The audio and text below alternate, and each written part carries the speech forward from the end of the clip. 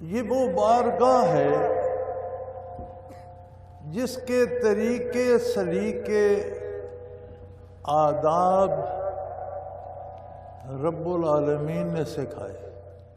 ہوا یہ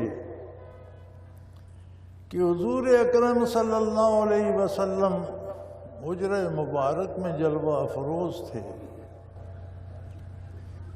چند مخلص مسلمان دیہاتی کاشتکار چرواہے مال مویشی کام روک کر کوئی دینی مسائل پوچھنے کے لیے حاضر ہوئے۔ حضور مسجد نبوی میں جلوہ افروز ہوتے تھے، سائل آتے فیض یاب ہوتے، وہ جب آئے تو حضور حجرہ مبارک میں تھے۔ اب انہیں جلدی تھی، مویشی چھوڑ کر آئے ہیں، ریوڑ چھوڑ کر آ گئے ہیں۔ انہوں نے جرت کی، حجرہ مبارک کے باہر سے آواز دی، یا رسول اللہ، یا رسول اللہ۔ اللہ کریم کو بات پسند نہیں آئی، فرمایا یہ جرت وہی آ گئی۔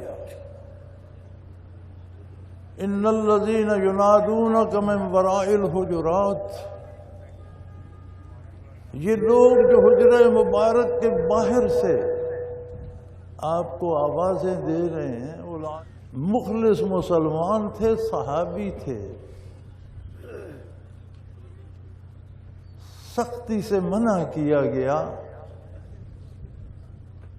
کوئی عذاب کی وعید نہیں آئی۔ اگر کوئی غیر مسلم ہوتا تو پتہ نہیں کون سے عذاب کی وعید آتی، روک دیا گیا۔ یا اللہ کب بات کریں؟ فرمایا حتی تخرج الیہم، اگر بیٹھے رہو، حضور باہر بھی تشریف لائیں، کسی اور طرف متوجہ ہو تو تم اپنی طرف متوجہ نہیں کر سکتے۔ حتی تخرج الیہم، جب اپنی مرضی سے آپ کی طرف رخ انور پھیریں پھر گزارش پیش کرو۔ میرے بھائی، جب ہم میلاد مناتے ہیں اس بات کا لحاظ رکھتے ہیں، مناؤ، کوئی نہیں منانے سے منع کرتا، ذرا اس بارگاہ کے آداب دیکھو۔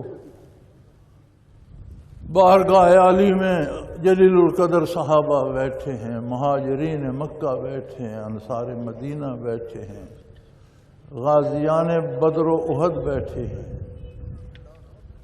باتیں ہوتی ہیں، آواز اونچی بھی ہو جاتی ہے، فوراً وہی الیہ آ گئی، لا ترفعوا اصواتکم فوق صوت النبی۔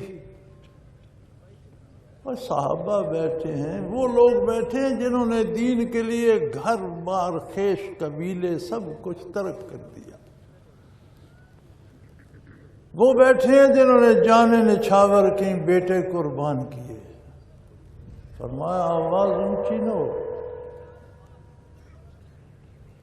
اگر آواز اونچی ہو گئی ان تحبط اعمالکم، میں ساری تمہاری قربانیاں میں تمہارے منہ پہ دے ماروں، کسی عبادت کی ضرورت نہیں۔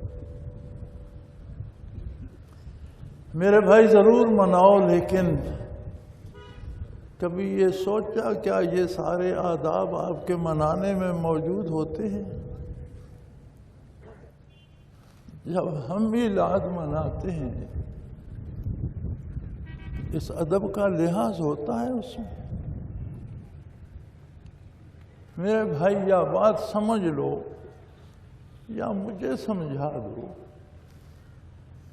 میری سمجھ میں تو یہی آتا ہے کہ یہ ہاؤ ہو، یہ شور و غل، یہ پٹاخے، یہ دھماکے،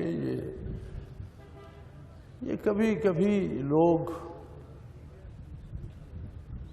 اسے گھروں میں مناتے تھے،